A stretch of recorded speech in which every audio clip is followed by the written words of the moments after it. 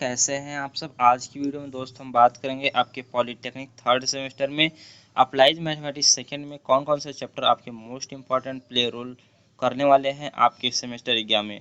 दोस्तों आप लोगों ने अभी तक अप्लाइड मैथ फर्स्ट को पढ़ा और अप्लाइड मैथमेटिक्स सेकंड को पढ़ा, जो कि दोनों की दोनों क्या थे, बहुत ही ज़्यादा ईजी थे।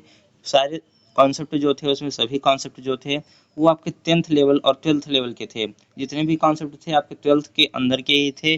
कुछ एक दो चैप्टर को अलग से ऐड किया गया था, बाकी सभी चीज़ें आपकी 12th के अंदर के ही थी। लेकिन जब यहाँ पे आप मैथ थर्ड को पढ़ने वाले हैं, अप्लाइड मैथमेटिक्स थर्ड को पढ़ने वाले हैं, तो यहाँ पे कई सारी चीज़ें आपको नहीं मिलने वाली है, तो ये थोड़ा डिफिकल्ट हो जाता है और थोड़ा लेंदी हो जाता है, लंबा सिलेबस इसका हो जाता है। चैप्टर देखने को तो, यूनिट देखने को तो आपको सेम ही मिलेंगे, 4 से 5 यूनिट इसमें भी पढ़ना है। लेकिन इसके जो क्वेश्चंस होते हैं जो दोस्तों आपको बता दें, 2 से 3 पेज के जाते हैं, ज़्यादा ही जाते हैं। इंटीग्रल की तरह इजी नहीं होते हैं, इंटीग्रल से भी लॉन्ग होते हैं इसके सॉल्यूशंस, 5-5 नंबर वाले के। तो आप लोग को अभी से तैयारी करना होगा दोस्त। आप लोग की भलाई के लिए मैं बता रहा हूँ, कहीं आपको बैक न देखने को मिल जाए, इसलिए मैं डरा नहीं रहा हूँ। मैं यही बता रहा हूँ कि आप लोग अभी से देखते रहिए कि कौन कौन से चैप्टर को अच्छे से पढ़ना है, और अभी से इसकी क्वेश्चंस की प्रैक्टिस करते रहिए, क्योंकि दोस्तों आप भी जानते हैं कि आपको लास्ट में टाइमिंग बहुत कम मिलता है, उसमें आपको प्रॉब्लम क्रिएट हो सकती है। तो दोस्त चलिए बिना टाइम वेस्ट किए आपकी वीडियो को हम स्टार्ट कर लेते हैं।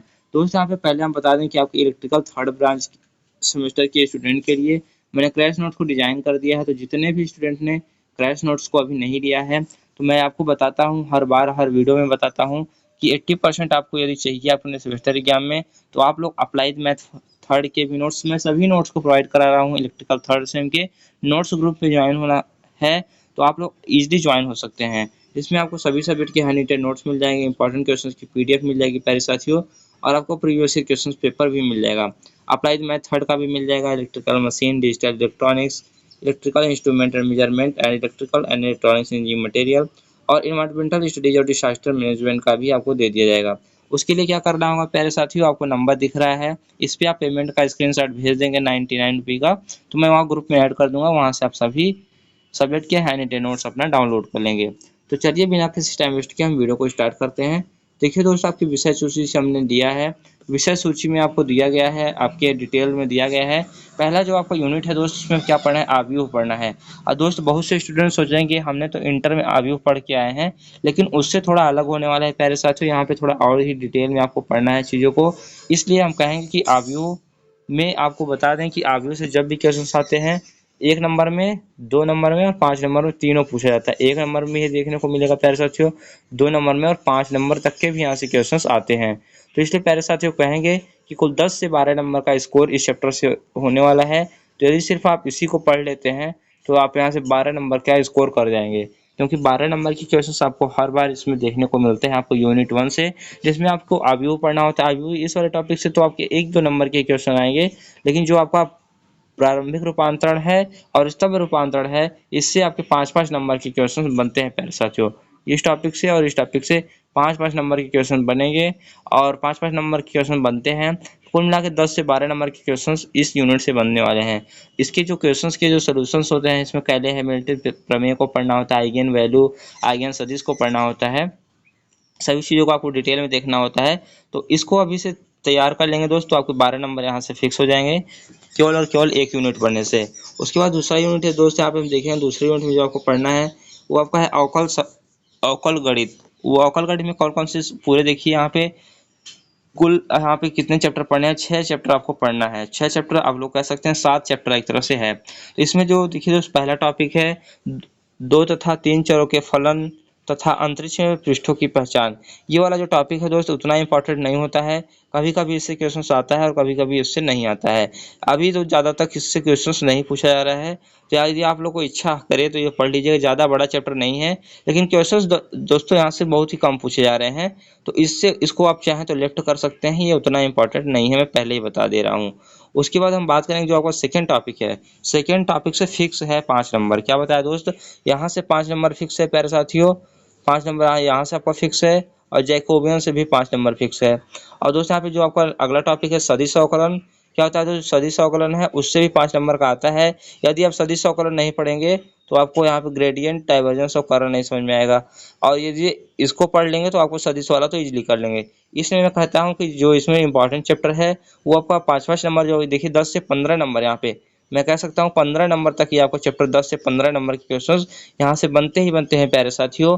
इसलिए हम कहते हैं कौन कौन से चैप्टर आपको अच्छे से कवर करना चाहिए, उसमें मैं यहाँ पे बता देता हूँ। आंशिक अवकलन को आप लोग कर लीजिएगा, आंशिक अवकलन को आप लोग अच्छे से कवर कर लीजिएगा, जैकोबियन को कर लीजिएगा, और इसमें ग्रेडियंट, डाइवर्जेंस और कर्ल को कर लेंगे। और यहाँ पे सदिशों का समाकलन से भी क्वेश्चन 5 नंबर में कभी कभी देखने को मिलता है, और आता भी है तो ऑप्शनल में रहता है, तो आप लोग इसको भी कवर कर लीजिएगा। तो अभी से सब सारी चीज़ें करेंगे तभी आपको प्रॉफिटेबल होगा। और हम आगे बढ़ते हैं, देखिए यूनिट 3 पे हम चलेंगे। सभी चीज़ों का स्क्रीनशॉट लेना चाहें तो ले सकते हैं आप। हम चलिए बढ़ते हैं यूनिट 3 को। यूनिट 3 में आप लोग देखेंगे केवल और केवल आपको 3 चैप्टर पढ़ना है। यूनिट 1 में आपको क्या बताया दोस्त, कुल आपको यूनिट 1 जो था वो उसमें मैट्रिक्स पढ़ना था दोस्त। उसमें मैट्रिक्स में आपको कितना पढ़ना था, 3 टॉपिक को पढ़ना था। और जो आपका डिफरेंशियल कैलकुलस था उसमें कितना पढ़ना था, अभी 7 चैप्टर आपको दिखाया मैंने। और जो आपको यूनिट 2 में भी 7 चैप्टर यहाँ पे दिखे हैं ना। उसके बाद यहाँ पे जो यूनिट 3 आ गया है, तो यूनिट 3 में आपको यहाँ पे 3 चैप्टर पढ़ने हैं। तो इससे भी आता है 10 नंबर तक के क्वेश्चन, इससे भी देखने को मिल जाते हैं। इसमें उच्च कोटि के रैखिक अवकल समीकरण देखने को मिल जाते हैं। यदि आपने इंटर करके रखा है, इंटर में आपने अवकल समीकरण को पढ़ा होगा, लेकिन उससे कहीं ज़्यादा इसमें पढ़ना होता है। अब देखिए जो पहला टॉपिक है तो इसमें कोटि और घात पूछा जाता है, तो ये सब 2 नंबर के क्वेश्चन पूछे जाएंगे। लेकिन जो आपका उच्च कोटि का रैखिक अवकल समीकरण होता है, इससे ही बनते हैं दोस्त 5-5 नंबर के क्वेश्चन। 5 नंबर इससे, 5 नंबर इससे क्वेश्चन बनते ही बनते हैं। तो 10 नंबर ये भी आपको देने वाला है। यहाँ पे आप एक तरह से कह सकते हैं हर यूनिट में 10 से 15 नंबर का रेशियो चल ही रहा है, तो हर यूनिट आपके लिए इंपॉर्टेंट है। यदि आप 40+ स्कोर करना चाहते हैं, 40+ या 30+ भी यहाँ पे अच्छा स्कोर माना जाता है, तो आपको अभी से प्रिपरेशन स्टार्ट करना होगा, नहीं तो आपको प्रॉब्लम क्रिएट हो सकती है। उसके बाद हम यूनिट 3 पे देख लिया मैंने। यूनिट 4 को देखेंगे कि यूनिट 4 में क्या पढ़ना है। देखिए यहाँ पे यूनिट 4 में भैया आपको पढ़ना है मेरे साथी, यहाँ पे लाप्लास रूपांतरण को पढ़ना है। उसके बाद इनवर्स लैप्लास रूपांतरण को पढ़ना है। ये दोनों टॉपिक जो मिला के दोस्त यहाँ पे बनता है, ये 5 नंबर में बनता है। ये दोनों दोस्त 5 नंबर का टॉपिक बनता है। कभी कभी आपको लाप्लास रूपांतरण पूछेगा, और कभी कभी इनवर्स लाप्लास रूपांतरण पूछा जाता है आप लोगों से। उसके बाद फूरियर सीरीज से भी क्वेश्चन आता है दोस्त हम लोग के पेपर में, तो इसको दोनों को मिला के 10 नंबर का यही पूछ लिया था। फूरियर सीरीज भी आ गया था, बीटा गामा फलन भी आ गया था। बीटा गामा फलन से जब भी क्वेश्चन आता है अक्सर आपको 5 नंबर में ही आता है। कभी कभी इसके फार्मूले बेसिस पे 1-2 नंबर के क्वेश्चन आ जाते हैं, नहीं तो ये 5 नंबर का ही टॉपिक होता है। तो 10 से 15 नंबर ये भी देने वाला है। तो फूरियर सीरीज के क्वेश्चन दोस्तों हम बता दें, फूरियर सीरीज का क्वेश्चन बहुत ही बड़ा जाता है दोस्त, कम से कम 2 से 3 पेज में चला जाता है। तो इसमें गलती होने के चांसेस रहते हैं, बीटा गामा फलन भी। इसलिए कहते हैं कि आप लोग पहले आव्यूह पढ़ लीजिए, आंशिक अवकलन पढ़ लीजिए, सदिश अवकलन पढ़ लीजिए, ग्रेडियंट, डाइवर्जेंस, कर्ल पढ़ लीजिए। उसके बाद मैंने कई और टॉपिक भी बताए, जैसे कि यहाँ पे आप देख सकते हैं और टॉपिक कौन से थे। यहाँ पे आप प्रथम कोटि के अवकल समीकरण और उच्च कोटि के अवकल समीकरण को पढ़ लेंगे। उसके बाद यहाँ पे बात करेंगे जो आपको लाप्लास रूपांतरण को पढ़ लेंगे, इनवर्स लाप्लास को पढ़ लेंगे। फूरियर सीरीज को थोड़ा लेट से यदि आप करेंगे तो तभी आप कर सकते हैं, इजीली आप लोग कर पाएंगे।